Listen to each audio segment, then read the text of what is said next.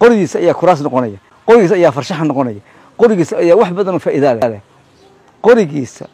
caleentiisa iniintiisa mina la tuurmiyo geedka la yiraahdo iska baxaaga ama geed yuhuudka magacyo badan ayaa loogu yeeraaye oo 20kii sano ee la soo dhaafay dhibaatooyinkiisu ku soo badanayeen gobolada dalka ayaa imika loo helay qaab waxtar leh oo looga faa'iideysan karo isla markaana dad iyo dunyaba anfacaya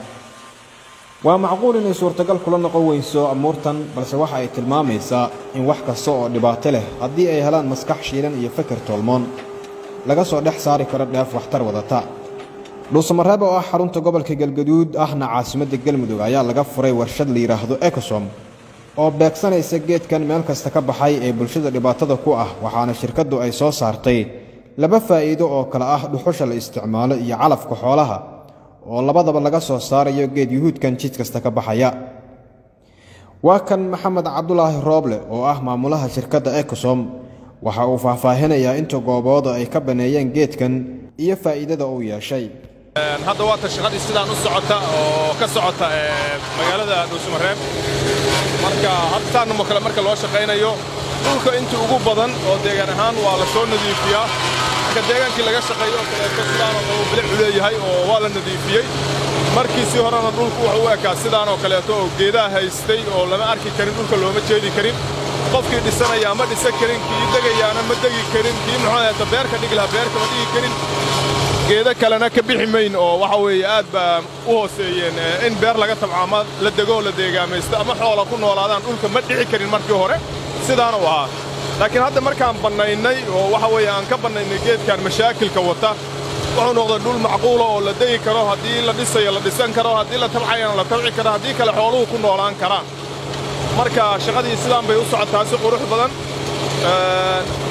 dhowr qodob baa laga sameyn karaa waxa laga sameyn karaa calafka xoolaha kale markii kaan geedaha loo shiido calafka xoolaha kale waa laga sameyn karaa oo cuntadii xooluhu ku noolaa lahaayeen baa laga sameyn karaa haddii kale waxa laga sameyn karaa dhuxul marka dhowr faa'iido uu leeyahay oo waxa weeye faa'iidooyin badan buu dadka u leeyahay oo dadkii markii geedkii sidaan loo shiiday oo sidaan loo diyaariyay laba faa'iido u leeyahay labada faa'iidana waxay tahay waa ima in dhuxul laga sameeyo oo deegaankii dhuxul looga soo saaro ama calafka xoolaha laga sameeyo oo qaybta calafka xoolaha sameynaysa iyaduna waa diyaar tusaale ahaan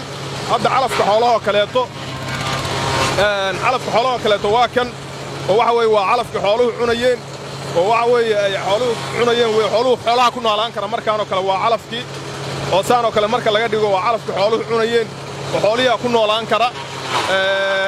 calafka xoolaha marka maalinkii intii loo baahdaa loo sameyn karaa xoolaha deegaanka ku nool oo dhan cunto ay cunaana looga sameyn karaa oo jilicsan oo waxa weeye aan wax yeelayn oo nadiif ah oo waxa weeye oo caleentii oo kale u marka marna waxa looga sameyn karaa dhuxushii oo kaleeto oo waxa looga sameyn karaa dhuxushii oo la sameynayo oo kaleeto looga sameyn karaa marka waa diyaar waxa weeye waxa loo hagaajin karaa xoolihi cunto looga hagaajin karaa dadkiina dhuxul baa looga hagaajin karaa marka shaqadan shaqad macquul oo dadkana ku kalsoonaa karaan weeye salaamullaahi calaykum waraxmatullaahi wabarakaatuh maalin kastana waxaan ka hadli doonaa ayadoo laga hadlayo maxaa ahayto waxaan soo bandhigi doonaa faa'iidooyinka uu u leeyahay deegaanka oon koobnayn oo tiro badan soo dhulkii laga nadiifiyay dhulku sidoo ahaa waad aragteen markii hore hawd buu ahaa haddana wuxuu noqday dhul nadiif oo lana dhisan karo lana beeran karo lana degi karo marka aad iyo aad insha allahu tacaala waxaan rajaynaynaa gobol kasta ama degmo kasta ama tuulo kasta oo Soomaaliya ka mid ah inay gaarto shaqadan haddii alla idmo